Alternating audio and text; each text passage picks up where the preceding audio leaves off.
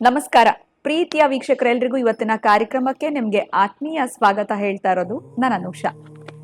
ನಿಮ್ಮ ಒಂದು ಜೀವನದಲ್ಲಿ ಅನೇಕ ರೀತಿಯಾಗಿರುವಂತಹ ತೊಂದರೆ, ಕಷ್ಟ, ಕಾರ್ಪಣ್ಯಗಳು ಏನೆಲ್ಲ ಪರಿಹಾರ ಮಾಡ್ಕೊಂಡಿದೀವಿ, ಹೇಳಿರುವಂತ ಪೂಜೆ ಮಾಡಿದೀವಿ, ಹೋಮ ಮಾಡಿಸಿದೀವಿ, ದೇವಸ್ಥಾನಗಳಿಗೆ ಭೇಟಿ ನೀಡಿದೀವಿ, ಆದ್ರೂ ಕೂಡ ಇರುವಂತ ಒಂದು ಸಮಸ್ಯೆಗೆ ಪರಿಹಾರ ಸಿಗ್ತಾ ಇಲ್ಲ ಅಂತ ಚಿಂತೆ ಮಾಡ್ತಾ ಬೇಜಾರುಗೊಳಗಾಗ್ಬೇಡಿ. ಯಾಕಂದ್ರೆ ಅಕ್ಷಯ ವೃಕ್ಷ ನಿಮ್ ಜೊತೆಲಿ ಇತ್ತು ಅಂತಂದ್ರೆ ಆ ಎಲ್ಲಾ ಒಂದು ಸಮಸ್ಯೆಗಳು ಕೂಡ ನಿಮ್ಗೆ ಶೀಘ್ರವಾಗಿ ಪರಿಹಾರ ಸಿಕ್ಕುತ್ತೆ. ಇದನ್ನ ಹೇಗೆ ಬರ್ಮಾಡ್ಕೊಳ್ಬೇಕು? ಪ್ರೀತಿಯಿಂದ ಬರ್ಮಾಡ್ಕೊಳ್ಬೇಕಾಗತ್ತೆ. ಇದ್ರ ಬಗ್ಗೆ ತಿಳ್ಕೊಳ್ಬೇಕು, ಸ್ಕ್ರೀನ್ ಮೇಲೆ ನಂಬರ್ಸ್ ಬರ್ತಾ ಇದೆ, ತಿಳ್ಕೊಳ್ಬಹುದು. ಜೊತೆಗೆ ಕಾರ್ಯಕ್ರಮನ ವೀಕ್ಷಣೆ ಮಾಡೋದ್ರಿಂದ ಕೂಡ ಇನ್ನಷ್ಟು ಅನೇಕ ವಿಚಾರಗಳನ್ನ ನಾವು ತಿಳಿಸ್ಕೊಡ್ತೀವಿ. ಇನ್ನು ಕಾರ್ಯಕ್ರಮದಲ್ಲಿ ನಮ್ಮ ಜೊತೆ ಇದ್ದಾರೆ ಆಧ್ಯಾತ್ಮಿಕ ಚಿಂತಕರು, ಸ್ಪಿರಿಚುವಲ್ ಗುರು ಡಾಕ್ಟರ್ ವಿಷ್ಣು ದತ್ತ ಗುರುಜಿಯವ್ರನ್ನ ಕಾರ್ಯಕ್ರಮಕ್ಕೆ ಬರ್ಮಾಡ್ಕೊಳ್ಳೋಣ. ನಮಸ್ತೆ ಗುರುಗಳೇ, ಕಾರ್ಯಕ್ರಮಕ್ಕೆ ಭಕ್ತಿಯ ಸ್ವಾಗತ. ಗುರುಗಳೇ, ಒಂದು ಮನೆ ಅಂತಂದ್ರೆ ಮನೆಯಲ್ಲಿ ಮಹಾಲಕ್ಷ್ಮಿ ನೆಲೆಸಿರ್ಬೇಕು, ಎಲ್ಲ ಮಂಗಳಕರವಾಗಿರುವಂತಹ ಕೆಲಸಗಳಾಗಬೇಕು ಅನ್ನೋಂಥದ್ದು ಪ್ರತಿಯೊಬ್ಬರಿಗೂ ಆಸೆ ಇರುತ್ತೆ. ಆದ್ರೆ ಈಗ ಒಂದು ಟ್ರೆಂಡ್ ಚೇಂಜ್ ಆಗ್ಬಿಟ್ಟಿದೆ ಅಂತ ಹೇಳ್ಬೋದು. ಅದರಲ್ಲೂ ಹೆಣ್ಮಕ್ಳು ಹೇಳ್ಬೇಕು ಅಂತಂದ್ರೆ ಎಲ್ಲರೂ ಇದೇ ರೀತಿ ಇರೋದಿಲ್ಲ. ಕೆಲವರು ಮದುವೆ ಆಗಿದ್ರು ಕೂಡ ಯಾವುದೇ ರೀತಿ ಒಂದು ಮಾಂಗಲ್ಯ ಧಾರಣೆ ಮಾಡೋದಿಲ್ಲ, ಅಥವಾ ಕಾಲುಂಗ್ರ ಹಾಕೋದಿಲ್ಲ, ಬಳೆಗಳು ಹಾಕಿರೋದಿಲ್ಲ. ಇನ್ನೂ ಹೇಳ್ಬೇಕು ಅಂತಂದ್ರೆ ಈಗ ಒಂದು ಫ್ಯಾಷನ್ ಆಗ್ಬಿಟ್ಟಿದೆ, ಹಣೆಗೆ ಕುಂಕುಮ ಕೂಡ ನೀಡೋದಿಲ್ಲ ಅಂತ ಹೇಳಬಹುದು. ಈ ಹಿಂದೆ ನಾವು ನೋಡೋದಾದ್ರೆ ಅರ್ಶನ ಹಚ್ಕೊಳ್ತಾ ಇದ್ರು, ಒಂದ್ ರೀತಿ ಅವ್ರು ನೋಡಿದ್ರೆ ಒಂದು ಕೈ ಮುಗಿಬೇಕು ಅನ್ನೋ ಒಂದು ಬರ್ತಾ ಇತ್ತು ಅಂತ ಹೇಳ್ಬೋದು. ಈಗ ಟ್ರೆಂಡ್ ಚೇಂಜ್ ಆಗ್ಬಿಟ್ಟಿದೆ. ಸೊ ಈ ರೀತಿ ಇರೋದು ಏನಾದ್ರೂ ಅವರಿಗೆ ತೊಂದರೆಗಳು ಕಂಡು ಬರಬಹುದಾ ಮುಂದಕ್ಕೆ, ಈ ಒಂದು ಹೊಸ ಟ್ರೆಂಡ್ ಫಾಲೋ ಮಾಡೋದ್ರಿಂದ? ಸೊ ಹಳೆ ಟ್ರೆಂಡ್ಗೆ ಹೋಗೋದ್ರಿಂದ ಯಾವ ರೀತಿ ಒಳಿತು ಕಾಣ್ಬೋದು ಲೈಫಲ್ಲಿ, ಅನ್ಕೊಳ್ಳುವಂಥದ್ದು ಏನಾದ್ರೂ ಸಕ್ಸಸ್ ಮಾಡ್ಕೊಳ್ಬಹುದಾ? ಏನ್ ಹೇಳ್ತೀರಾ? ಸೊ ಇದನ್ನ ಕೇಳಿ ಆದ್ರೂ ಹೆಣ್ಣು ಮಕ್ಕಳು ಒಂದು ಹಳೆ ಟ್ರೆಂಡ್ ನ ಫಾಲೋ ಮಾಡ್ಲಿ ಅಂತ ಅಷ್ಟೇ. ಓಂ ವಿಶ್ವಸ್ಮೈ ನಮಃ. ಪ್ರೀತಿಯ ಬಂಧುಗಳೇ, ಇಂತಹ ಪ್ರಶ್ನೆಗಳಿಗೂ ನಾನು ಉತ್ತರ ಹೇಳ್ಬೇಕಾ ತಾಯಿ? ಬಹುಶಃ ನನಗೆ ಸ್ವಲ್ಪ ಪೈನ್ ಆಗುವಂಥದ್ದಿದು. ಏನಕ್ಕೆ ಅಂತಂದ್ರೆ, ನೀವು ಕೇಳಿದ್ದು ಅಷ್ಟೂ ಚೆನ್ನಾಗಿದೆ. ಮಹಾಲಕ್ಷ್ಮಿರಾಗಿ ಕಾಣ್ತಾರೆ, ನಮಸ್ಕಾರ ಮಾಡ್ಕೋಬೇಕು ಅಂತ ಇರುತ್ತೆ, ನಿಜವೇ. ಈಗ ನಾನು ಕೆಲವ್ರಿಗೆ ಹೇಳ್ತೀನಿ, ಗುರುಗಳೇ ನಮ್ಮಿಷ್ಟ ಅಂತಾರೆ, ನಮ್ಮ ಬದುಕು ಅಂತಾರೆ, ನಮ್ಮ ಜೀವನ ಅಂತಾರೆ. ಆದರೆ ಇನ್ನು ನಾನು ಪ್ರಾರಂಭಿಸಿದ್ರೆ ಇನ್ನು ಅಂತ ಹೋಗ್ತೀನಿ. ಅದಕ್ಕಾಗಿ ಸೂಕ್ಷ್ಮವಾಗಿ ಅಷ್ಟೇ ಇಲ್ಲಿ ತಿಳಿಸ್ತೀನಿ ನಮ್ಮ, ಯಾಕಂದ್ರೆ ಅವರವರ ಸ್ವಾತಂತ್ರ್ಯ ಅದು. ಅದಕ್ಕಾಗಿ ಇಲ್ಲಿ ಏನು ಮಾಡ್ಲಿಕ್ಕೆ ಬರ್ತಾ ಇಲ್ಲ. ಆದರೆ ಇನ್ನೊಬ್ಬರ ಕಣ್ಣಿಗೆ ಎಲ್ಲೋ ಒಂದು ಕಡೆ ನೀವು ಆಹಾರ ಆಗ್ಬಾರ್ದು ಅನ್ನೋದು ಹಿತದೃಷ್ಟಿಯಿಂದ ಅಷ್ಟೇ ಹೇಳ್ತಿದ್ದೀನಿ. ಕೆಲವು ಹೆಣ್ಣು ಮಕ್ಕಳು ನೀವು ಹೇಳಿದಾಗೆ ಏನೇನೂ ಹಾಕೊಳ್ಳಲ್ಲ, ಅರ್ಧಂಬರ್ಧ ವಸ್ತ್ರ ಹಾಕಿರ್ತಾರೆ, ಅದಂತೂ ಹೇಯ ಕೃತ್ಯ. ಅದೇ ಹೇಳಿದ್ದು, ನಮ್ಮಿಷ್ಟ ಅಂತಾರೆ. ಅದನ್ನ ಮಾತಾಡಿ ನಮ್ಮಿಷ್ಟ ಅಂತಾರೆ. ಇನ್ನು ಕೆಲವರು ಮಿನಿಸ್ಟರ್ ಮಕ್ಕಳೆಲ್ಲ ಹಾಕಲ್ವಾ ಅಂತಾರೆ. ಅದೇ ಹೇಳೋದು, ಒಂದು ಹಂತಕ್ಕೆ ಅವರು ಬೆಳೆದಾಗಿದ್ದು ಏನೇನ್ ಬೇಕೋ ಮಾಡ್ತಿರ್ತಾರೆ. ನಾನು ಎಲ್ಲಿ ಮಾತಾಡಿಕೊಟ್ಟಿದ್ದೀನಿ ಅಂತಂದ್ರೆ, ಅವು ಮಂಗಳಪ್ರದ, ಆ ಮಂಗಳಪ್ರದ ಕಲಿಪುರುಷನ ವಶಕ್ಕೆ ಒಳಗಾದರೆ ಹೀಗೆ ಇರುತ್ತೆ ಅಂತ.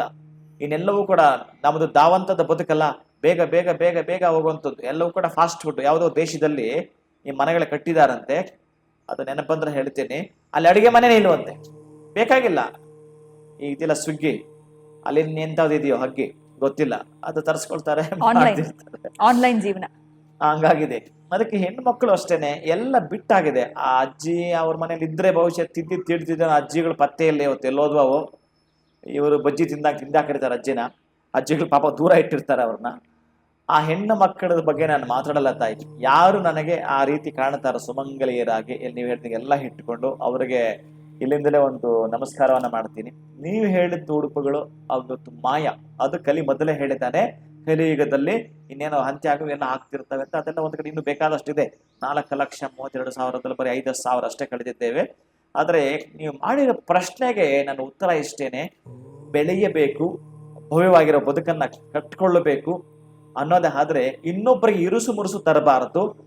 ನೀವು ದೇವಸ್ಥಾನಕ್ಕೆ ಹೋದ್ರೆ ಯಾವುದೋ ಒಂದು ಟಿ ಶರ್ಟ್ ಹಾಕಿರ್ತಾರೆ, ಇಲ್ಲೊಂದು ಬರ್ಮಡ ಹಾಕೊಂಡಿರ್ತಾರೆ, ಬಂದಿರ್ತಾರೆ, ಎಂತ ಕಿವಿ ಇಲ್ಲ, ಮೂಗಿಲ್ಲ, ಮತ್ತೊಂದಿಲ್ಲ, ಈ ಶೂರ್ಪಣಕಿ ಬಂದಿರ್ತವೆ, ಪ್ರಯೋಜನ ಬರಲ್ಲ. ಅದಕ್ಕೆ ನಾನೇನ್ ಹೇಳ್ತೀನಿ ಅಂತಂದ್ರೆ, ನನ್ನ ದಯವಿಟ್ಟು ಬೈಕೋಬೇಡಿ, ಬದಲಾವಣೆ ತನ್ನಿ. ನಿಮ್ಮ ಮನೇಲಿದ್ದಾಗ ನೀವು ಹೇಗಾದ್ರೂ ಇರಿ, ಹೊರಗಡೆ ಸಮಾಜಕ್ಕೆ ಮುಖ ಬಂದಾಗ ಆ ಹೆಣ್ಣು ಮಕ್ಕಳು ಸಾಧ್ಯ ಆದಷ್ಟು ಸಂಪೂರ್ಣ ಮೈಗೆ ಬಟ್ಟೆ ಇರ್ಲೇಬೇಕು ಅನ್ನೋದನ್ನ ಮಾತ್ರ ಪದೇ ಪದೇ ಹೇಳ್ತೇನೆ. ಅದು ನನ್ನ ಮಕ್ಕಳ ರೂಪದಲ್ಲಿ ಕಾಣಿಸೋದಕ್ಕೆ ಹೇಳ್ತೇನೆ, ಇನ್ನು ಅನ್ಯತಾ ಭಾವನೆ ಮಾಡದೆ ಹೇಳ್ತೇನೆ. ಇನ್ನು ಪೆಚ್ಚು ಮೋರೆ ಮುಖಗಳಿರ್ತವೆ, ಕೆಲವು ಪೆಚ್ಚು ಮೋರೆ ಮುಖಗಳು. ಮನೆಯಲ್ಲಿ ಯಾರೋ ಒಬ್ಬ ನನಗೆ ಮೊನ್ನೆ ಕೇಳಿದ್ದು, ನನಗೆ ಯಾರೋ ಮಾಟ ಮಾಡಿಸ್ಬಿಟ್ಟಿದ್ದಾರೆ ಗುರುಗಳಂತ ತುಂಬಾ ಚೆನ್ನಾಗಿದ್ದಾರೆ ಅವರು. ಆದರೆ ಅವರು ಮುಖ ನೋಡಿದ್ರೆ ಪ್ರಯೋಜನಕ್ಕೆ ಬರಲ್ಲ. ಆ ಮುಖ ಹಾಗಾಗಿದೆ. ಇನ್ನೊಬ್ಬರ ಮೇಲೆ ಗಾಸಿಪ್ಗಳು ಹೇಳೋದು, ಪಕ್ಕದ ಮನೆ ಕರ್ಸ್ಕೊಳ್ಳೋದು, ಆ ಮನೆಯವ್ರದ್ದು ಹೇಳೋದು, ಆ ಮನೆಯವ್ರು ಕರ್ಸ್ಕೊಳ್ಳೋದು, ಈ ಮನೆಯವ್ರ ಮೇಲೆ ಗಾಸಿಪ್ಗಳು ಹೇಳಿ ನಿಮ್ ಜೀವಮಾನ ಪರ್ಯಂತ ಗಾಸಿಪ್ ಲೋಕ, ನಿಮ್ಮದು ಲೋಕ ಅದು ನಿಮ್ಮದು. ಹಂಗ್ ಮಾಡ್ಕೊಬಿಟ್ಟಿರ್ತೀರಿ. ಆ ತರಹದ್ದು ಬಿಡಿ. ನಿಮ್ಮ ಮಕ್ಕಳಿಗೂ ನಿಮ್ಮ ಮೊಮ್ಮಕ್ಕಳಿಗೂ ನಿಮ್ಮ ಕುಟುಂಬಕ್ಕೂ ಒಳ್ಳೇದಾಗ್ಬೇಕಾದ್ರೆ ಒಳ್ಳೇದನ್ನೇ ಮಾತಾಡಿ, ಒಳ್ಳೇದ್ ಹೇಳಿ. ನೀವಿಬ್ಬರಿದ್ದೀರಂತಂದ್ರೆ ನೀವು ಪಕ್ಕದ ಮನೆ ಅಮ್ಮ, ನಿಮ್ಮಿಬ್ಬರದೇ ಮಾತಾಡಿ. ಇನ್ನೊಬ್ಬ ಅಮ್ಮ ಅಲ್ಲಿಲ್ಲ, ಆಕೆ ಬಗ್ಗೆ ನೀವ್ಯಾಕೆ ಮಾತಾಡ್ತೀರಿ? ನಿಮ್ಗೇನ್ ಅಧಿಕಾರ ಇದೆ? ಮಾತಾಡಿದ್ರೆ ಏನಾಗತ್ತೆ ಗೊತ್ತಾ? ನಿಮಗೆ ಆಗಬೇಕಾಗಿರೋ ಒಳ್ಳೆ ಕೆಲಸಗಳು 8 ತಿಂಗಳು ಪೋಸ್ಟ್ಪೋನ್ ಆಗ್ತವೆ, ನೆನ್ಪಿಟ್ಕೊಳ್ಳಿ. ನಿಮ್ಗೆ ಗೊತ್ತಾಗಲ್ಲ. ಮನೇಲಿ ವಟ ಅಂತಿರ್ತೀರಿ ನೀವು. ಆ ವಟ ಅನ್ನೋದನ್ನ ಒಟಕ ಬೈರುವಂತರ ಮಾತಾಡ್ತಿರ್ತೀರಿ. ನಿಮ್ಮ ಮಗನ ಇವ್ನು ಇಂಟ್ರಿಗೆ ಹೋಗಿರ್ತಾನೆ, ಆ ಪಕ್ಕದ ಮನೆ ಕರ್ಸ್ಕೊಂಡು ನೀವು ವಟ ಅಂತಿರ್ತೀರಿ. ಅವ್ನಿಗೆ 8 ತಿಂಗಳ ಕೆಲಸ ಸಿಕ್ಕಲ್ಲ, ಬರೆದಿಟ್ಕೊಳ್ಳಿ. ನಿಮ್ಮ ಮಗಳಿಗೆ 8 ತಿಂಗಳು ಮದುವೆ ಆಗಲ್ಲ, ಬರೆದಿಟ್ಕೊಳ್ಳಿ. ನೀವು ಪಕ್ಕದ ಮನೆಯವ್ರ ಬಗ್ಗೆ ಗಾಸಿಪ್ ಮಾತಾಡಿದ್ರೆ, ಕೆಟ್ಟದ್ದು ಮಾತಾಡಿದ್ರೆ, ನೀವೇ ಅವ್ರ ಬಗ್ಗೆ ಕೆಟ್ಟದ್ದು ಮಾತಾಡ್ಲಿಕ್ಕೆ. ಅಂತಹದನ್ನ ದಯವಿಟ್ಟು ಬಿಡಿ. ಇದು ಮೊದಲೇ ಜಾತಕದಲ್ಲಿ ಇರುತ್ತೆ. ನಾನು ಏನೇ ಹೇಳಿದ್ರು ಕೂಡ ಏನ್ ಹೇಳಿತ್ತು ಅಂತಂದ್ರೆ, ಜಾತಕದಲ್ಲಿ ಈ ಏನದು ವಾಮಾಚಾರ ಮಾಡಿಸಿದ್ದಾರೆ, ಎಂತದ್ದು ಮಾಡಿಸಿರಲ್ಲ. ಅವ್ನ್ ಒಳ್ಳೇದ್ ಮಾಡಕ್ಕೂ ಬರಲ್ಲ, ಅಂದ್ರೆ ಕೆಟ್ಟದ್ ಏನ್ ಮಾಡಿರ್ತಾನೆ? ಪಿಂಡ ಕೊಡು, ಮಾಡ್ಲಿಕ್ಕೆ ಸಾಧ್ಯ ಇಲ್ಲ. ಆದ್ರೆ ಅವ್ರು ಹಾಗೆ ಆ ರೀತಿಯಾಗಿ ಭೀತಿಗೊಳಗಾಗ್ಬಿಟ್ಟಿರ್ತಾರೆ. ಎಂತಹದ್ದು ಸಾಧ್ಯ ಇಲ್ಲ, ಬರೆದಿಟ್ಕೊಳ್ಳಿ. ಆದ್ರೆ ಅವನಿಗೆ ಏನು ನೈಪುಣ್ಯತೆ ಇಲ್ಲ, ಏನ್ ಮಾಡ್ಲಿಕ್ಕೆ ಸಾಧ್ಯ? ಇನ್ನು ಒಳ್ಳೆಯವನ್ ಮಾಡೋನ ಕೆಟ್ಟದ್ ಮಾಡಕ್ ಸಾಧ್ಯನೂ ಇಲ್ಲ. ನಿಮ್ಮನ್ನು ಉಗಿದು ಆಚೆ ಹಾಕ್ತಾರೆ ನನ್ನಂತವನಾದ್ರೆ. ಆದ್ರೆ ನಾನೇನ್ ಹೇಳ್ತೀನಿ ಅಂತಂದ್ರೆ, ಬಹಳ ಮುಖ್ಯವಾಗಿ ಬರೆದಿಟ್ಕೊಳ್ಳಿ. ಈ ಲಗ್ನದಿಂದ 4ನೇ ಮನೆಗೆ ಈ ಒಂದು ವಿಷಯ, ರಾಹುವಿನ ದೃಷ್ಟಿ ಬುಧನ ಮೇಲೆ ಬೀಳ್ತಿದ್ರೆ, ಅಥವಾ ಬುಧನ ದೃಷ್ಟಿ ರಾಹು ಮೇಲೆ ಬೀಳ್ತಿದ್ದಾಗ, ಆಮೇಲೆ ಜಾತಕ ರೀತ್ಯ ಅವರಿಗೆ ಈ ಮಹಾದಶೆನಲ್ಲಿ ಆ ಬುಧನ ಮೇಲೆ ರಾಹು ಭುಕ್ತಿ ಬಂದಾಗ ಇದು ನಡೆದೇ ತೀರುತ್ತೆ. ಇದು ಹಿಂದಿನ ಜನ್ಮದ ಒಂದು ಬ್ಯಾಲೆನ್ಸ್ ಇದೆ, ಬ್ಯಾಕ್ ಬರ್ಬೇಕು. ನಾನೀಗ ಆ ಹಿಂದಿನ ಜನ್ಮದಲ್ಲಿ ಸೋದರ ಮಾವನ ಆಸ್ತಿಯನ್ನ ಕಬಳಿಸಿದ್ದಕ್ಕೆ ನಿನಗೆ ಈ ರೋಗ. ಈಗ ಸೋದರ ಮಾವನದ್ದೇನೋ ಒಂದು ಕಬಳಿಸಿದ್ಯಾ, ಅದಕ್ಕಾಗಿ ನೀನು ಈ ಪೇಚಾಟಕ್ಕೆ ಹೀಗೆ ಒಂದೊಂದಕ್ಕೂ ಲಿಂಕ್ ಇದೆ. ಅದಕ್ಕಾಗಿ ನಾನು ಉದಾಹರಣೆ ಕೊಡ್ತಾ ಇದ್ದೀನಿ. ಇದಕ್ಕೇನಾದ್ರೂ ನೀವು ಈ ಪೆಚ್ಚು ಮೊರೆಯಿಂದ ಆಚೆ ಬರಬೇಕಾದ್ರೆ, ಯಾರೋ ಮಾಟ ಮಂತ್ರ ಮಾಡಿಸ್ಬೇಡಿ ಅನ್ನೋ ಭಯ ನಿಮಗಿತ್ತು ಅಂತಂದ್ರೆ, ಆಮೇಲೆ ಹೆಣ್ಣು ಮಕ್ಕಳ ಮನೆಯಲ್ಲಿ ಎಲ್ಲೋ ಒಂದು ಕಡೆ ತುಂಬಾ ಚೆನ್ನಾಗಿ ಆ ಒಂದು ಮಹಾಲಕ್ಷ್ಮಿಯ ಕಾಣಿಸ್ಬೇಕು ಅಂತಂದ್ರೆ, ಕಳೆ ನಮ್ಮ ಮನೇಲಿ ಪೂರ್ತಿ ಕಳೆನೇ ಇಲ್ಲ ಎಲ್ರು ಯಾರಲ್ಲೂ ಕೂಡ ಅಂತಂದ್ರೆ, ಕೊಳೆ ತುಂಬ್ಕೊಂಡ್ಬಿಟ್ಟಿದೆ ಅಂತಂದ್ರೆ, ಆ ಮನೆಯಲ್ಲಿ ಮಹಾಲಕ್ಷ್ಮಿಯ ಕಳೆ ತುಂಬಬೇಕು ಅಂತಂದ್ರೆ, ಅಷ್ಟಮಿ ಎಂದು ಅಷ್ಟ ನಾಯಿಗಳಿಗೆ 8 ನಾಯಿಗಳಿಗೂ ಮೇಲ್ಪಟ್ಟು ಅನ್ನವನ್ನ ಕೊಡಿ.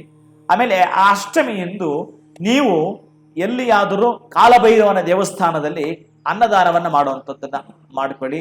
ಕುಂಬಳಕಾಯಿಯ ದೀಪವನ್ನ ಆಗ ಸ್ವಾಮಿಯಾಗಿರ್ತಕ್ಕಂಥದ್ದು ಕಾಲಭೈರವನ ದೇವಸ್ಥಾನದ ಗೋಪುರ ನೋಡಿಕೊಂಡು ಆ ಕುಂಬಳಕಾಯಿ ದೀಪದ ಆರತಿಯನ್ನ ಮಾಡುವಂಥದ್ದನ್ನ ಮಾಡಿಕೊಳ್ಳಿ.